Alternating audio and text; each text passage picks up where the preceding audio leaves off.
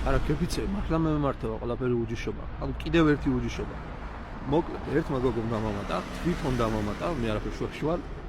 ნუ ნორმალური გოგო იყო დავამატე და ნუ არ მიმწერია რა, არ გამოვირჩევი მიწერებით და რაღაც ეგეთებით ყურადღებთან გამოვირჩევი. ერთი დღე, ორი დღე, ნუ ერთი კვირა, ერთი თვე ვაფშე არც გამხსენებია. და გუშინ წინებზე მე და ჩემი ძმაკაცი ვთამაშობ ტენის, მოვჭით დაღლილები, დასაბანები, დასაბანები.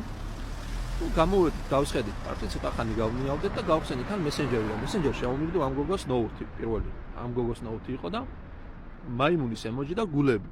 თუ ამდენი ხანი მინაწერი არ ქონდა, არც იმას არც მე, მეთქი ჯანდაბას მივწერა რა მოხდება და ამ მაიმუნების ემოჯის თემაში მივწერა რომ რა იყო, მეთქი მაიმუნები გიყვარს და ტიპმა რა შენი დაუბანელი ტრაგი საქმეა, მე ვინ ვიყარ შენ დედა.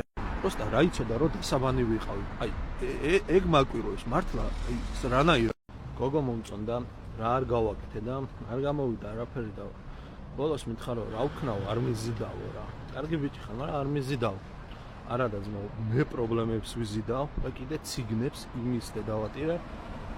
9 შაქცეული რო იქეს და მე-10 მე ვიყო. ჩემთან მოვლენ რომ იზია ფული მოჯვითო რა შეგაფურთხებდო და ამან ვერ მიზიდავო სიმ.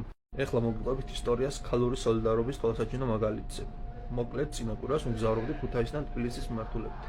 ხო და ჩემ წინ იჯდა გოგო. მთელი გზა ელაპარაკებოდა შეყვარებულს, სიყვარულობენ, ეფერებიან ერთმანეთს, ბასიბუსობენ თუ ბაწი უწევენ თუ რაღაც როგორც არის მოკლედ.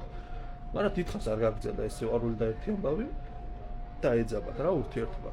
ეს ცოტა ჩხუბში გადავიდა, ჩხუბის სკანდალში გადავიდა რაღაცები და ეს ტელეფონიდან ეკაჩავება პერივალზე რო გაჩერდა მარშრუტკა რო ჩავიდა, გვერდით გავიდა, გვერდიდან უკვე ხმას აუწია და ისე უყვილის იმის და ეჩხუბება რაღაცები და ამოვიდა ისევ გააგრძელა თავის რეჟიმში ჩხუბი დავიდა არაბა რაღაცი ისეს და გორთა რომ იმედი ეს გოგო ეუბნება ტელეფონით რომ ეხლა ტელეფონი მიჯდებაო და მე რო ჩამოვალ და გირეკავ და მე გავარკვიოთ რა როგორ შენ ვის ერთად უნდა წახვიდე და ის გოგო ვინ იყო თუ მოკლედ ნუ მე რა გირეკავ და გეტყვი ახლა ტელეფონი მიჯდებაო და რო გათიშა მის გვერდით გოგო იჯდა და ის გოგო ეუბნება თუ გინდაო ჩანთაში პოვერბანკი მაქვს დატენე და დაურეკეო გოგო მაჩარებს თუ შეგიძლია დამარეკინე მეთქი კაი რა პრობლემაა და დაგარეკინებ თქო ტიპმა ბანკში დარეკა ჯერ სანამ ოპერატორთან გადაამისამართეს მე ამ ოპერატორს სანამ მოუხსნა რომ საერთოდ სხვა იყო და სხვადასხვა დარეკავდა ეგრევე შეუყვანა ბაზარი თქვენ და შევეციო ხო ითხარითო ქალაქიდან გადივარო და ვერ გადავიხდიდიო რა ის პროცენტი დამაწერეთო თქვენო მე ვიგონი ვარ საერთოდო ჩემ სიტყვასო არაფრად არ აგდებთ ამდენი ხანი ვიხდიო ასე თქვენ და შევეციო იმენა